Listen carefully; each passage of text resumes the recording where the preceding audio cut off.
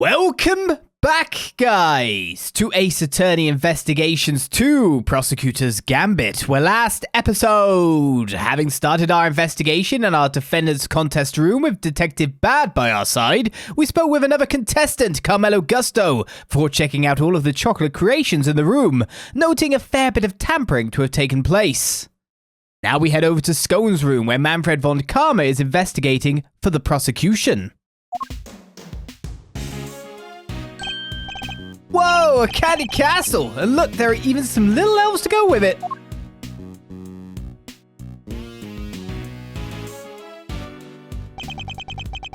Room's laid out, pretty much the same as Tangaroa's. It's not as cold though, that's something. Let's see. Yeah, looks like there's a temperature control panel in here too. Over there, where that orange light is, right?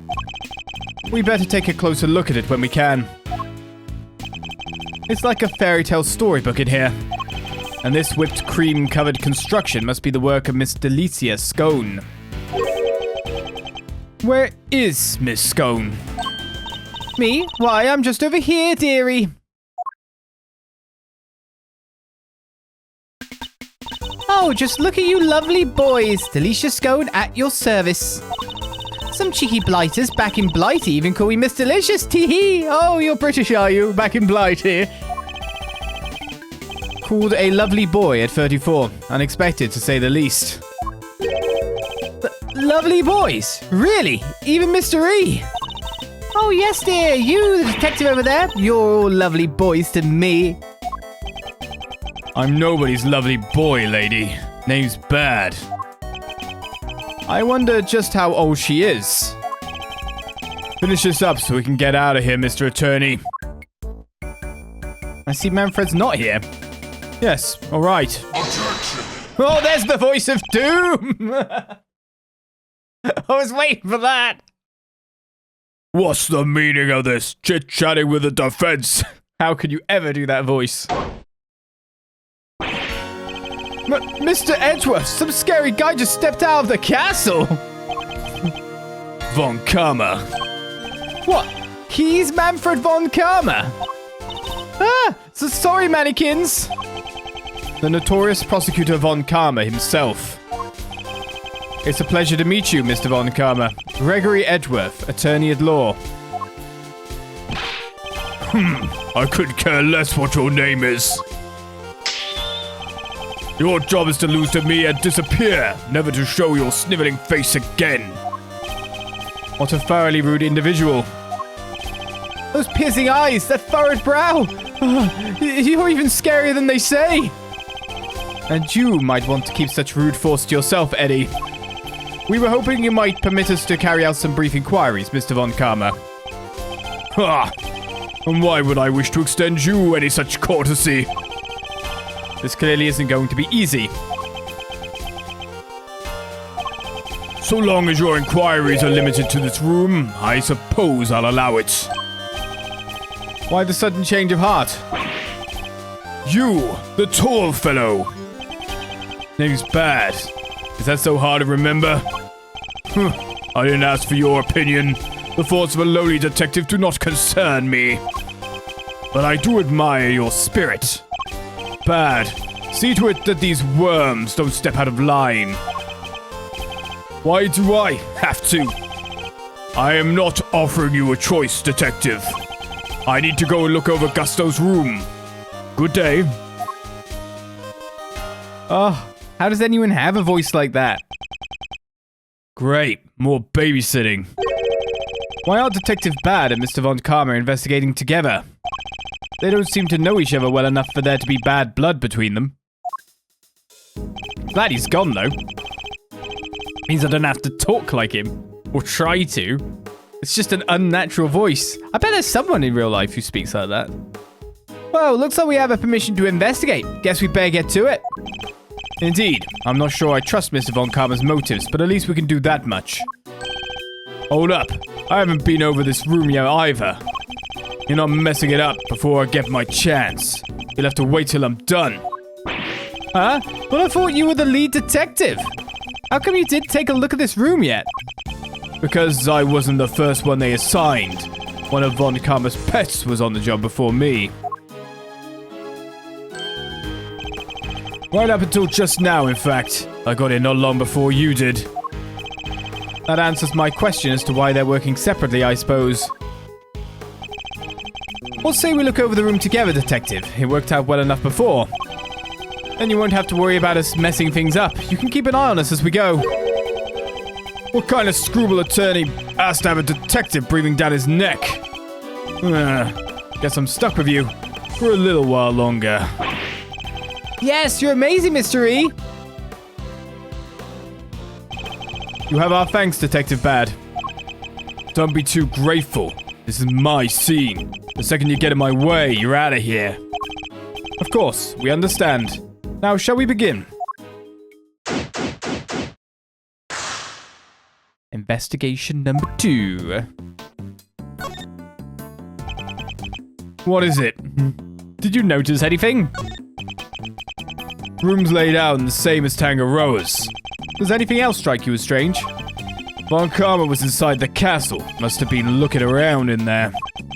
Who knows? Maybe he had a reason to. What about Miss Scone? Does she seem suspicious to you? She's hiding something. I bet my badge on it. Call it Detective's Intuition.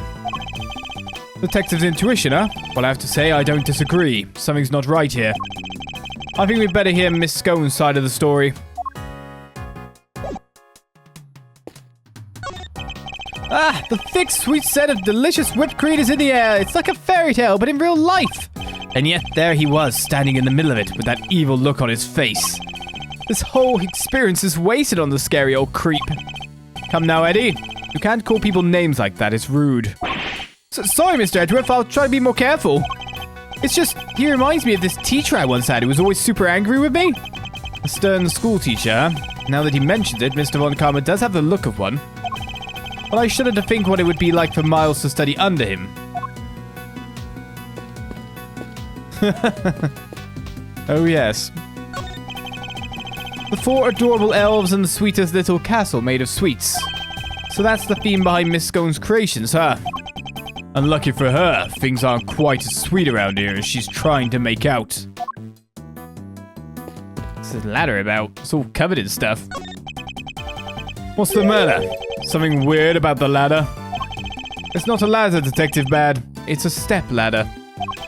Same difference? Far from it, actually. You'd know if you observed their basic natures more closely. Amazing mystery! I'll have to remember this for future reference. Remember about the ladders. Something else I can examine here. These must be the various tools Miss Scone used to build her castle. Buckets filled with cream, trowels, and a brush. Is she a patissier or a plasterer? Don't you go making jokes at my expense, you cheeky young devil. I don't just slap stuff on walls like a silly old plasterer. I have to spread the cream out lovely and smooth, then work out all the rough patches. You mean like a proper plasterer? That's literally exactly what a plasterer does. Well, let's speak to you then, before checking out the room further.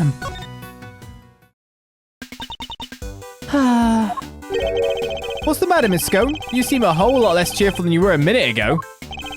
Is it Mr. Von Karma? Did something happen between you two? Why, yes. Nothing happened at all. But you just said yes. That was a hello yes, you silly boy. Aren't you just the sweetest little sugar dumpling? Remind me, what was your name again? Oh, Eddie? Eddie Lumpkin. Oh, you'll go far, dearie, I can tell. Eddie Lumpkin? It seems our English gentlewoman has taken a liking to you, Eddie. No small accomplishment. She's not exactly what I picture when I think of a gentlewoman, Mr. E. Never mind that now. We should ask her a few questions while we can. During the contest, then. Could you tell us about what you did over the course of the contest? Of course, dearie. Let's see. It all started at about 10 in the morning. That's when we set to work. And, well, I spent most of the time here in my room getting everything ready, as you'd expect. Oh, and then there was a lovely afternoon tea for an hour or so from around 1, I think. Afternoon tea? It's an English tradition. A chance to drink tea, enjoy a snack, and make small talk. So kind of like recess? I mean, it doesn't exist anymore. I suppose you could say that. It's not like we're famous like siestas. Oh, you really know your onions, don't you, Greggy Pegleg? Such a clever boy. When did I become Greggy? It's more about the peg leg, isn't it? And where was this afternoon tea served? Out in the garden, of course. There's a lovely little one just outside. They do it at the same hour every break time during the contest. Lay on a nice little spread, you know. But today, only me, Samson Silly Pants, and Moody Judy were there for it. Sammy Poople had already finished his big creation, so he was there the whole time. The poor old Chili Winks and Gusty Pants had to miss out because they hadn't finished yet. Bless them. You're saying everybody except Mr. Frost and Mr. Gusto was present. That's right, dear. To tell you the truth, I hadn't finished yet either. But I wasn't about to miss out on tea and cake served by our two TV superstars. I went right back to work when I'd finished, though. Tooted off while the others were still nattering away. And at any point during the contest, did you visit any of the other competitors' rooms? What? No, dear, don't be silly. That's strange, because your fingerprints were found in Mr. Tangaroa's room. Ah! Caught red-handed! Wait, so you admit you were there? Oh, well, I can hardly deny it now, can I? But I didn't kill anybody, I swear. I suppose I better tell you what really happened. Just promise you'll believe me, won't you, dear? What really happened? What exactly were you doing in Mr. Tangaroa's room? Well, I suppose you'd call it research. Research? Sammy Poople's a dad hand when it comes to the old sweet making. Everybody knows that. So when I noticed there was no one in here, I just popped in for a quick bit of research, like I say. Scone visited another contestant's room in the name of research. What kind of research leaves fingerprints? Yes, well, it stands to reason I'd leave fingerprints, doesn't it? After all, it's hardly research if you don't have a little nibble now, is it? What? You ate little pieces of them? So, the traces of tampering in Mr. Tangaroa's room. That was all you. I'm ever so sorry, sweeties. I didn't mean to make a mess. I had to take a little bite here and there, didn't I? I didn't want poor Sammy people getting upset, so it was just the teeniest bits and pieces. Teeniest, the most obvious. The most ruinous. And the stand holding up the ship. You took a bite out of that too, I suppose.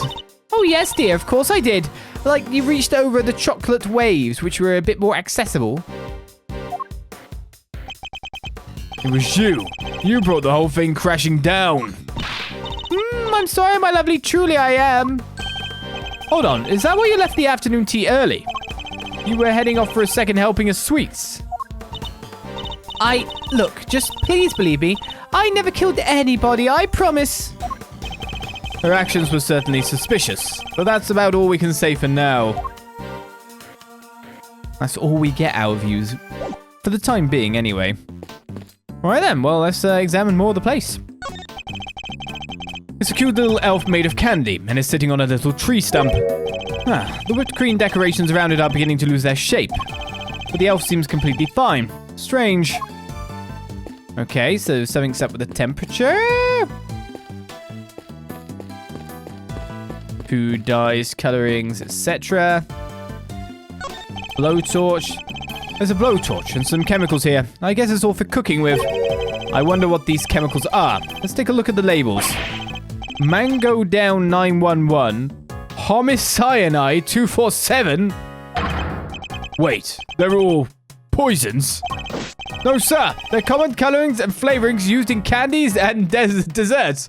Why are they named that then? The first is concentrated mango boiled down to its purest essence. Hence, Mango Down. They're asking for trouble with a name like that. Now I'm curious as to what homicyanide might be. Literally, probably exactly as it sounds. There's a small door on the wall here, just like Mr. Tangaroa's room. Yeah, I'll open it. Temperature 68 degrees. Light set to green. Didn't Gusto say cream needs to be kept to 50 degrees? Temperature in here is too high. Then I should set it down again. Isn't suitable for whipped cream. That is odd. I wonder why. To destroy evidence. To destroy evidence! Guys, switch the thermostat. Don't turn around. Don't turn around. If you turn around, you'll eat it. You can't eat the castle. Don't eat the castle. I guess he's watching his sugar intake. Yeah, but she's not. Alright, I guess let's check out the castle. It's an incredible piece of work. Hard to believe this whole castle is made out of sugar and cream. Not the inside bits, really, Shirley? I know, right? It's like we're inside a magical medieval story or something. I didn't know you were so into such fantastical things. So sorry, Mr. Edgeworth. Didn't mean to get so carried away there. Oh, no need to apologize. I admire your enthusiasm. I sometimes wish my own son was as animated as you. You have a son, Mystery? I do. He's still in elementary school, and yet he'd rather read a statute book than a fairy tale. I can't help but worry that his interest will make it hard for him to make friends. Don't say that. He sounds super interesting. He'll make a ton of friends, me included, I'm sure. I like to think you'd be more of a big brother to him than a friend, Eddie. A big brother? Yet the information. Guess I have some growing up to do. Better take this more seriously. Indeed. And with that in mind, shall we continue our investigation? Do you want to make a notebook out of, like, sugar paper, maybe? Well, mate, again, gotta watch your sugar intake. I'm gonna scour the scene and inspect anything that catches my attention. Well, it's simply missing bits. These pillars, they have hexagonal indentations. Looks like something's supposed to go in there. Well, whatever they were, they're long gone. Hexagonal indentations, huh? I wonder what they're for. Castle's covered in whipped cream, so maybe a giant strawberry? Giant strawberry with a hexagonal bottom. Look, I like strawberries, okay? Can't blame a guy for wishing. I prefer bananas myself. Blueberries for me. The doors of the castle have been left wide open. Yeah, was the guy born in a barn? He could have at least closed them behind him. I like to see you say that to Mr. Von Karma's face, Eddie. Wait, there's a bunch of stuff inside. Let's see. Hold it, kid. If anyone's gonna be handling evidence, it'll be me. Cream's going all runny. The whipped cream is melting and will lose its shape at the slightest touch. It's all over the detective's shoes. Why are all these items being stored inside a candy castle? Alright, tell me what you want me to look at first. Two big rock crystals. Looks like somebody was using the castle for storage. Kinda expected something a little more exciting behind those doors. Oh, I know. Maybe they're giant uncut gemstones. And maybe this whole thing is based on a story about a castle with a priceless treasure hidden inside. I think I treat my priceless treasures with a little more care. There's something on the bottom of them. Looks like a little stand or something. For some reason, there are stands mounted on the bottom of the rock crystals we found inside the Candy Castle. Oh, it's right. They are gemstones. The stands must be so they can be put on display. Well, whatever they are, it seems they're not just a large set of paperweights. There's a bunch of blue cloth back there. 1, 2, 3, 4 rolls altogether. Well, they certainly aren't made of candy. No idea what this stuff is for. Almost looks like somebody hid it in here. And I think I've seen fabric of the same color somewhere else before. Alright, what else is there to check out? No right, no left. I think, to be honest with you, it might be starting to deal with a lot of logic that we've managed to obtain. So that should be everything here on this scene. Well, we can get the easiest one out of the way, which is hexagonal indentations, and the rock crystal stands, which have hexagons on the bottom. To be honest, there's 2 easy ones there. The rock crystal stands and the pillars in front of the castle feature the same hexagonal shape. I believe the crystals are meant to be placed on top of the pillars. Oh yeah, hexagon to hexagon. Makes perfect sense. But if that's the case, then why were they being hidden inside the castle? Rolls of blue cloth and the rock crystals inside the castle. I imagine both must belong to Miss Scone. Miss Scone, what were you using the items inside the castle for? Oh, those. Sorry, Lambkin, but I'm not allowed to say. Let me guess. Von Karma. Ah, how did you know? But please don't ask me to tell you. You'll have my guts for garters. It seems the prosecution really has no intention of sharing anything with the defense. Man, thought we were onto something with those giant rock crystals, but... What's that, dearie? You're interested in my little trinkets? Your trinkets? Yes, my sweet. I use them to make people all lovely and relaxed.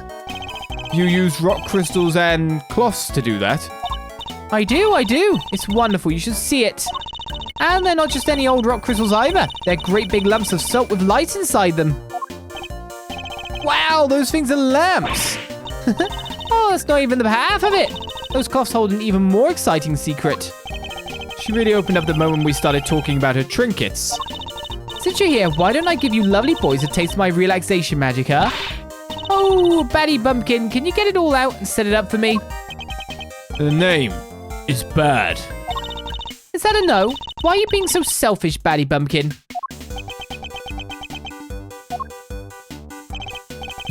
Have you finished taking photos of this room yet? Yes, sir, we have, sir. Then help Miss Scone here with something, will you?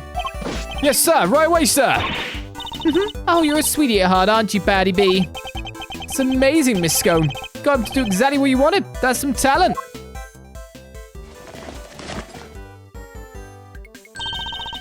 Thank you ever so much, Battykins. And you, Officer Lovely. She's even giving nicknames to the forensic guys now. I guess it's her way of showing that she cares. So, what about this is supposed to be relaxing exactly? Oh, don't be a big sourpuss, Batty B. The fun's only just beginning. Officer Lovely, you can switch it on now. Yes, ma'am.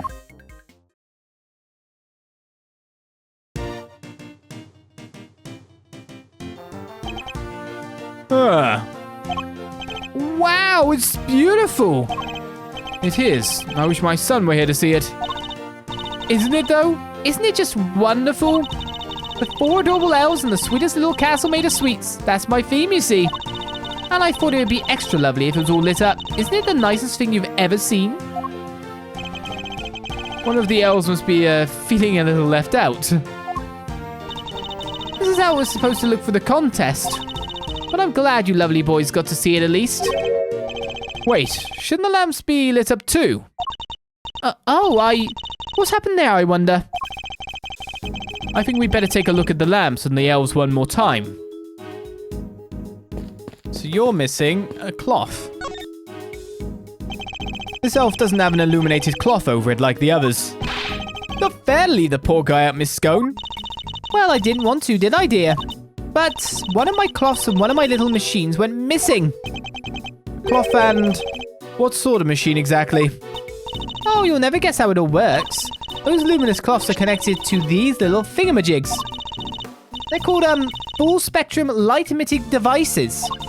They send light down to the main cable and into each optical fiber strand. That's what makes the cloth glow.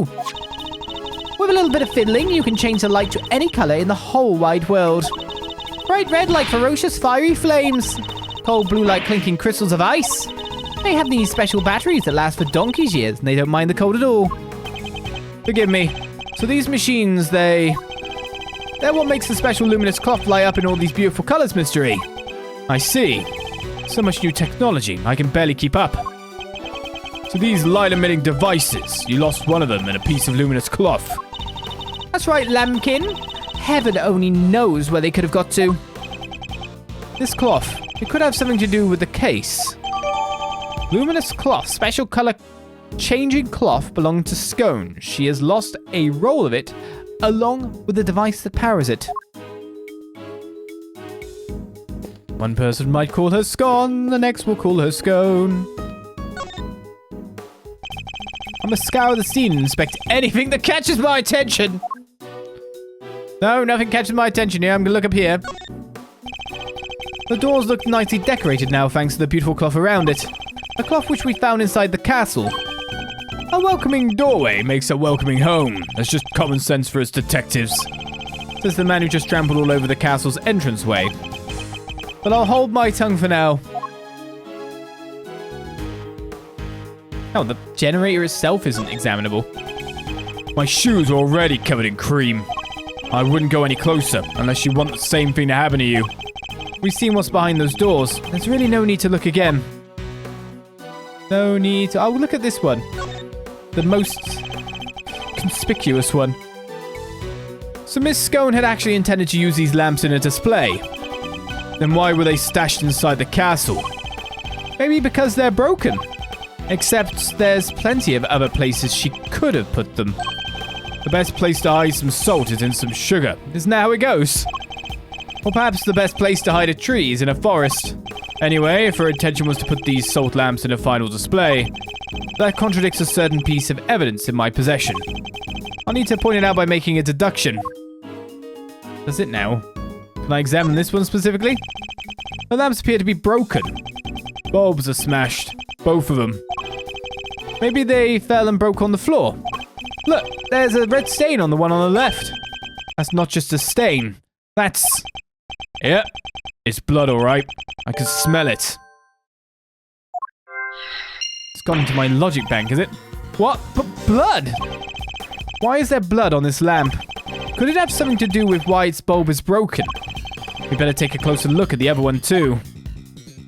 I mean, we have looked at both. Right, we're supposed to deduce here, but I think going into the logic section, because we've got a whole lot of stuff here, and we've definitely got some things we can fill up apart from that. Blunt force trauma and bloody lamp can now probably be linked together, I don't know. But runny cream and high temperature should be matched, right?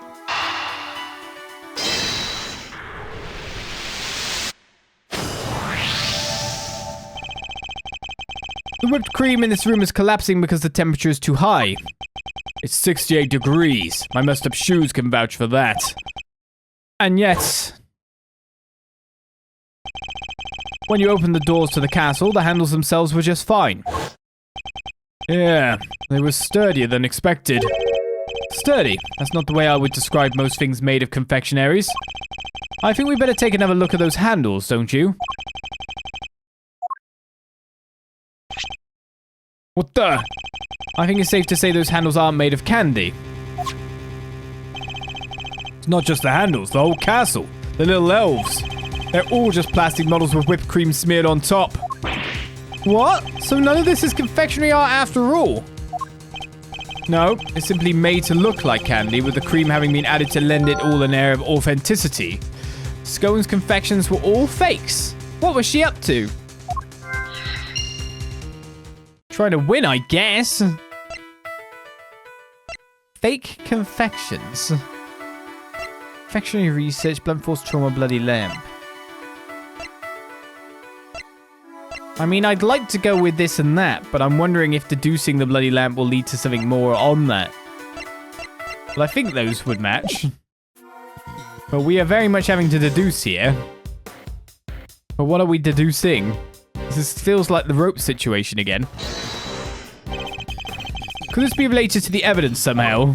Well, now I'm for it. Well, we only have a small amount of evidence. I mean, it might be the crime scene notes itself. Eureka! Oh no, I didn't press triangle, I meant to press examine. That was a misclick. Look at this, Detective Bad. Don't you think it's a little strange? No, it's you who's a little strange. Ah. Damn it! I'm never gonna get through a case without losing some health. Maybe you need a little blood sugar boost. Gets the brain working. How about a lolly? $2 a pop. That's a bit steep. Anyway, is it just me, or isn't there something in the evidence that these decorations go against? Yeah, I was gonna read the stuff. Well, I know it's not that now. So it's not this. A piece of paper listing the rules for the contest.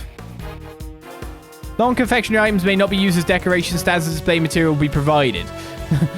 I feel like a rule should be don't have blood on it. I mean, contestants may not enter another contestant's room until judging has been completed has been broken. 2 has been broken. I guess 1 hasn't necessarily been broken. But I didn't mean to click on that, honest. Eureka! Take a look at the list of rules for the contest, detective. The non-confectionery items may not be used as decoration. That means the salt lamps and the luminous cloths would both have been against the rules. Scone used decorations that weren't made from confectionaries. Scone's rule breaking. Is that why they were stashed away inside the castle? I think we need to dig a little further into this with Miss Scone before we can say for sure. Stupid misclicks. Wait, now we've got a 5th piece. Fake confections and rule breaking, maybe? I mean, they are both rule breaking.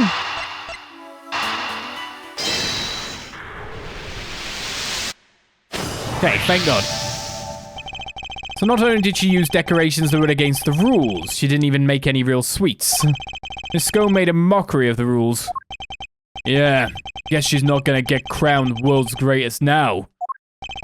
And why is it so warm in here? Do you think it's got something to do with all of this? Fake confections have been added to the court record. Okay. So-called creations were all fake plastic models covered in a thick layer of whipped cream. That's a good question. I think we'd better go ask Miss Scone herself. So everything's leading to Scone at the moment. I think these might be linkable. But let's leave that till afterwards. Because all roads in here lead to Miss Scone herself. To ask her what the hell she was up to in here. I like how no one's gone, that's blood, by the way. That's not happened yet. Sure. There's just like a lamp that's bloody and we know someone's been battered to death, but I guess that's what for logic is for. But that brings to the end another episode of Ace Attorney Investigations 2 Prosecutors Gambit. Hopefully you'll join me as our investigation continues next time with, I guess, more rooms to check out here. Let's see how long we actually spend in the contest area itself. What the other rooms got? Will they be interesting? Will we go to the garden where they had the tea party? We'll find out, I guess, in the future. Until next time, until next episode, I say, bye-bye.